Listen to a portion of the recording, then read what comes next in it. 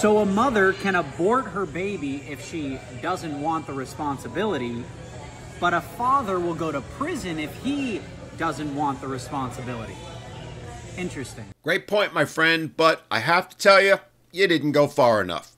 You left out some other double standards, pretty important ones at that are applicable and have been legally codified into law. For example, you didn't say anything about the fact that a woman can choose to avoid taking responsibility after the baby is born by simply dropping it off at a safe haven like a firehouse or hospital.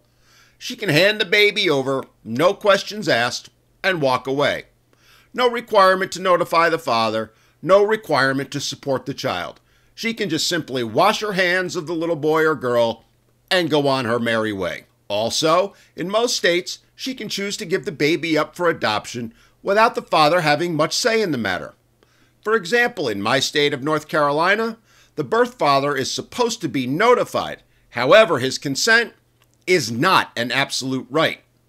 In New York, the law only gives the father the right to object if he has openly lived with the child or mother for a continuous period of 6 months or more, immediately preceding the placement for adoption.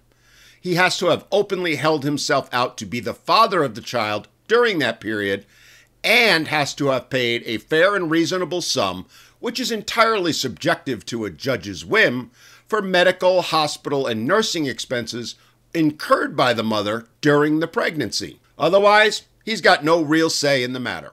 Every state is different, but the bottom line across all of them is essentially the birth father has no absolute right whether he wants to choose to be a parent or not. If he doesn't want to be a parent and never consented to being one, as is the case in, say, paternity fraud or the result of being raped, it's irrelevant. It doesn't matter what the circumstances were or if he gave consent. He's still going to be held responsible. And if he does want to be a parent when a mother doesn't want to be, well, at best, he's got to go to court, spend potentially tens, if not hundreds of thousands of dollars to enforce his right. And even then, the judge can simply say no, as is seen in family court day after day across this country. So much for pro-choice.